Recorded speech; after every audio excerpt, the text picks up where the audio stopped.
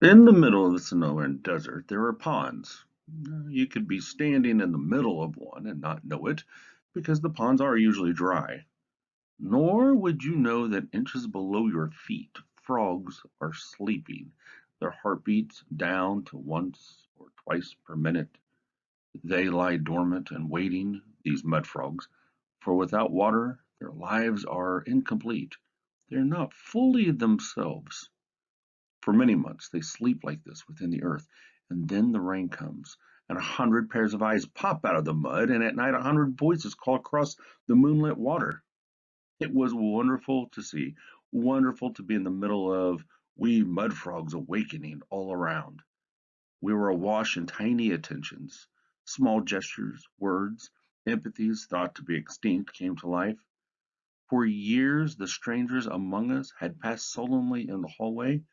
Now we looked, we nodded, we smiled. If someone got an A, others celebrated too. If someone sprained an ankle, others felt the pain. We discovered the color of each other's eyes. It was a rebellion she led, a rebellion for rather than against, for ourselves, for the dormant mud frogs that we had been for so long. Kids whose voices had never been heard before spoke up in class. Letters to the editor filled a whole page of the school newspaper's December edition. More than 100 students tried out for the spring review. One kid started a camera club. Another wore hush puppies instead of sneakers. A plain, timid girl painted her toenails Kelly green. A boy showed up with purple hair. None of this was publicly acknowledged. Were no PA announcements, no TV coverage, no headlines in the Micah Times. MAHS students astir, individuality erupts. But it was there. It was happening. I was used to peering through the lens, to framing the picture, and I could see it. I could feel it in myself. I felt lighter, unshackled, as if something that I had been carrying had fallen away, but I didn't know what to do about it. There was no direction to my liberation. I had no urge to color my hair or trash my sneakers, so I just enjoyed the feeling. And I watched the once amorphous student body separate itself into hundreds of individuals. The pronoun we itself seemed to crack and drift apart in pieces. Ironically, as we discovered and distinguished ourselves, a new collection came into being, a vitality, a presence, a spirit that had not been there before. It echoed from the rafters of the gym. Go electrons! It sparkled in the water fountains. At the holiday assembly, the words of the alma mater had wings. It's a miracle, I gushed to Archie one day. He stood on the edge of the back porch. He did not turn. He pulled the pipe slowly from between his lips. He spoke as to Senor Seguara or to the blazing mountains beyond. Best hope it's not, he said. The trouble with miracles is they don't last long. And the trouble with bad times is you can't sleep through them. It was a golden age, those few weeks in December and January. How can I know that when the end came, I would be in the middle of it? All my resistance to putting Stargirl on hot seat vanished. Okay, I said to Kevin, let's do it. Schedule her. He started off. I grabbed his arms. Wait, ask her first. He laughed. Right, like she's going to say no. No one had ever said no to the hot seat.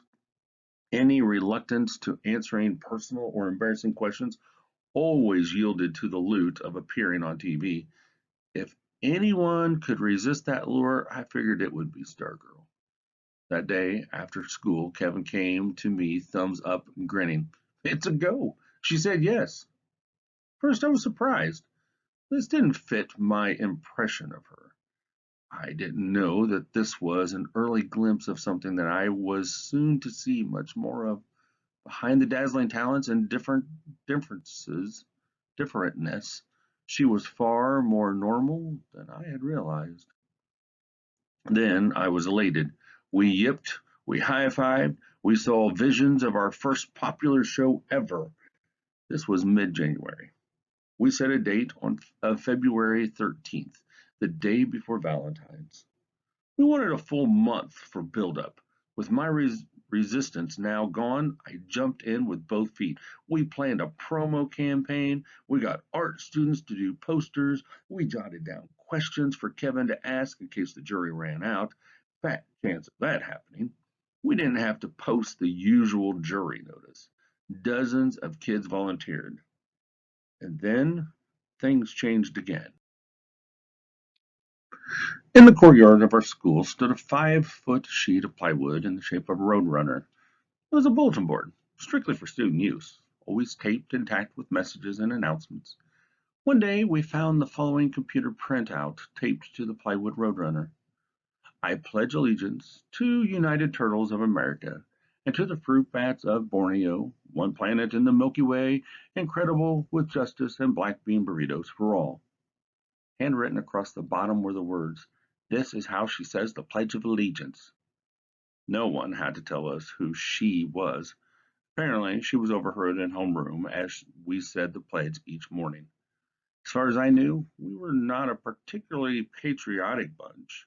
I didn't hear people saying they were offended. Some thought it was funny. Some giggled and nodded knowingly as if to say, "There she goes again." On the following morning, more than one kid was heard reciting the new pledge. Within days, a news story went wildfired through the student body. A senior girl, Anna Grisdale, lost her grandfather after a long illness. The funeral took place on a Saturday morning. For a while, everything seemed routine.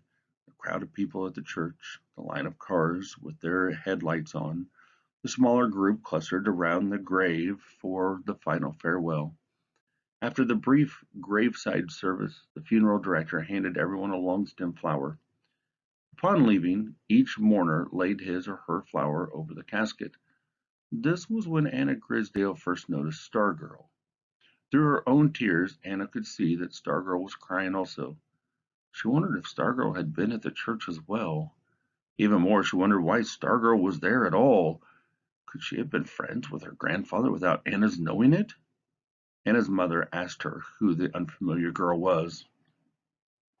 Afterwards, the mourners were invited to Anna's house for lunch. About 30 came. There was a buffet of cold cuts and salads and cookies.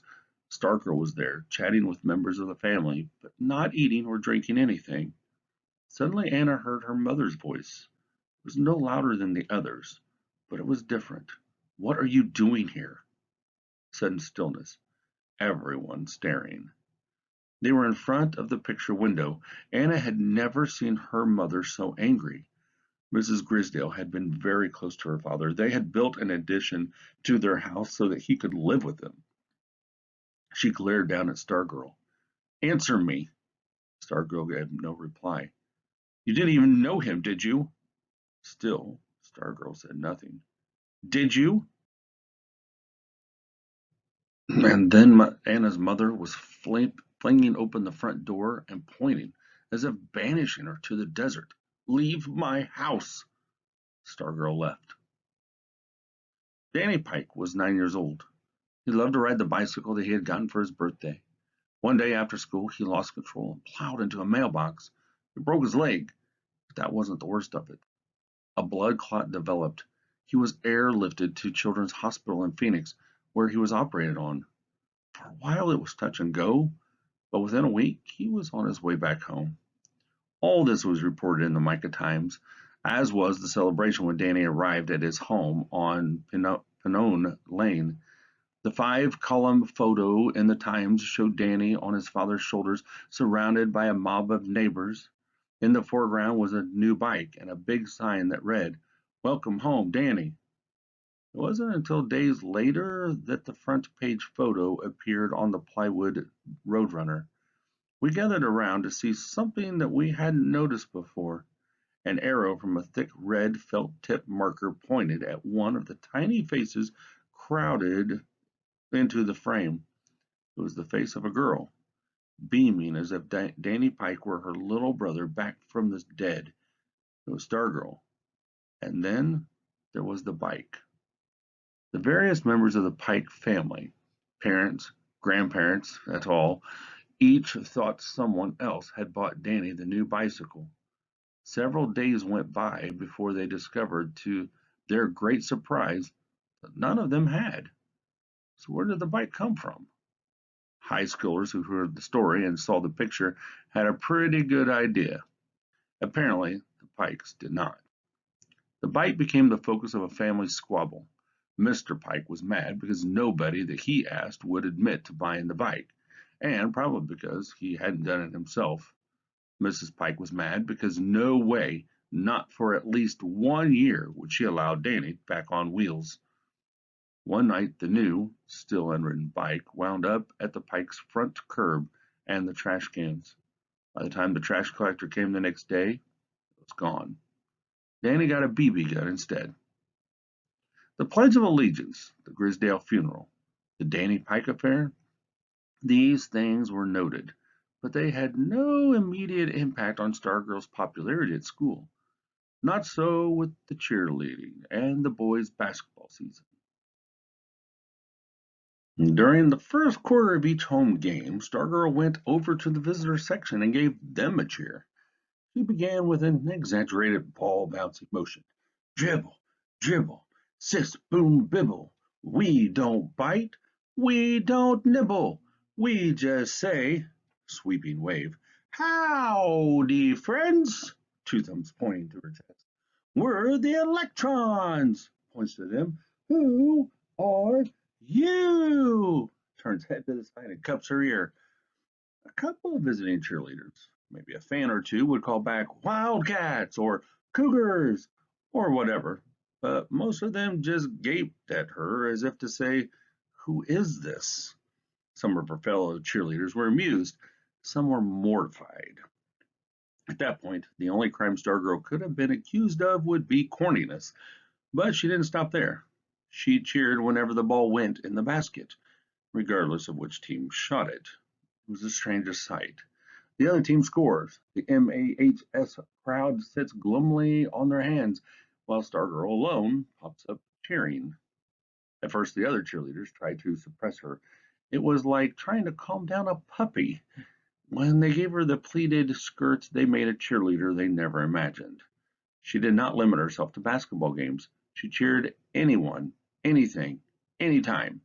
She cheered the big things, honors, election winners, but she gave most of her attention to little things. You never knew when it would happen. Maybe you were a little ninth grade nobody named Eddie, or you're walking down the hall, you see a candy wrapper on the floor. You pick it up and throw it in the nearest trash can, and suddenly there she is in front of you, pumping her arms, her honey hair and freckles flying, swallowing you whole with those enormous eyes. Building out a cheer, she's making up on the spot something about Eddie. Eddie and the trash can teaming up to wipe out litter. A mob is gathering, clapping hands in rhythm, more eyes on you than all the previous days of your life combined. You feel foolish, exposed, stupid. You want to follow the candy wrapper into the trash can. It's the most painful thing that's ever happened to you. Your brain keeps squirting out a single thought: I'm going to die, I'm going to die. And so, when she finally finishes and her freckles settle back onto the bridge of her nose, why don't you? Why don't you just die? Because they're clapping for you, that's why.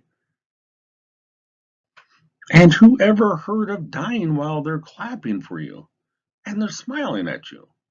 People who never even saw you before are smiling at you and slapping your back and pumping your hand, and suddenly it seems like a whole world is calling your name, and you're feeling so good you pretty much float on home from school. And when you go to bed that night, the last thing you see before you zonk out are those eyes, and the last thing on your face is a smile. Or maybe you showed up at school with really unusual earrings, or you aced a test, or broke an arm, or got your braces off. Or maybe you weren't even a person. Maybe you were a charcoal drawing on the wall done by an art whiz, or a really neat looking bug out by the bike rack. We wagged our heads and agreed what a goofy girl this was, maybe even officially crazy. But we walked away smiling, and maybe not saying, but all thinking the same thing. It felt good to get credit. And if this had been any other year, things might have just gone on and on like that. But this was the year something unbelievable was happening on the basketball court. This was the year the team was winning, only winning, and that changed everything. Early in the season, no one noticed, except the girls' tennis. We had never had good teams in anything. We expected to lose. We were comfortable with losing. In fact, most of us were oblivious to it since we didn't even attend the games. The year before, the basketball electrons had won only 5 of 26 games. This year, they won their 5th game before Christmas. By early January, they had won the 10th, and people began to notice that there was still a 0 in the loss column. Undefeated blared a sign on the plywood Roadrunner. Some said we were winning by accident. Some said the other teams were simply more rotten than we were. Some thought the sign was a joke. One thing was for certain, attendance went up. By the start of February, the winning streak had reached 16, and there wasn't an empty seat in the gym. But something even more interesting was happening. Suddenly, we were no longer comfortable with losing. In fact, we forgot how to lose. The transformation was stunning in its speed. There was no apprenticeship period, no learning curve. No one had to teach us how to be winners. One day we were bored, indifferent, satisfied losers. The next, we were rabid fanatics stomping in the grandstands, painting our faces green and white, doing the wave as if we had been perfecting it for years. We fell in love with our team. When we spoke of it, we used the word we instead of they. The leading scorer, Brent Ardsley, seemed to have a golden glow about him as he moved through the school. And the more we loved our team, the more we hated the opposition. We used to envy them. We even applauded them despite our own hapless teams. Now we detested the opposition and everything about them. We hated their uniforms. We hated their coaches and their fans. We hated them because they were trying to spoil our perfect season. We resented every point scored against us, and how dare they celebrate. We began to boo. It was our first experience as booers, but you'd have thought that we were veterans. We booed the other team. We booed the other coach. We booed the other fans, the referees, whatever threatened our perfect season. We booed it. We even booed the scoreboard. We hated games that went down to the wire. We hated suspense. We loved games that were decided in the first 5 minutes. We wanted more than victories. We wanted massacres. The only score that we would have been totally happy with would have been 100-0. And right there in the middle of it all, in the midst of this perfect season mania, was Stargirl, popping up whenever the ball went through the net, no matter what team scored, cheering everything and everybody. It was sometime in January when calls started flying from the stands. Sit down! Then came the boos. She didn't seem to notice. She did not seem to notice. Of all the unusual features of Stargirl, this stuck to me the most remarkable. Bad things did not stick to her. Correction. Her bad things did not stick to her. Our bad things stuck very much to her. If we were hurt, if we were unhappy or otherwise victimized by life, she seemed to know about it and to care as soon as we did. But bad things falling on her, unkind words, nasty stares, foot blisters, she seemed unaware of. I never saw her look in a mirror, never heard her complain. All of her feelings, all of her attentions flowed outwards. She had no ego. The 19th game of the basketball season was played at Red Rock. In previous years, cheerleaders had outnumbered Micah fans at away games. Not now. The convoy rolling across the desert that evening stretched for a couple of miles. By the time that we were seated, there was barely room for the home team fans. It was the worst slaughter of the year. Red Rock was helpless. By the start of the fourth quarter, we were ahead 78-29. The coach put in subs. We booed.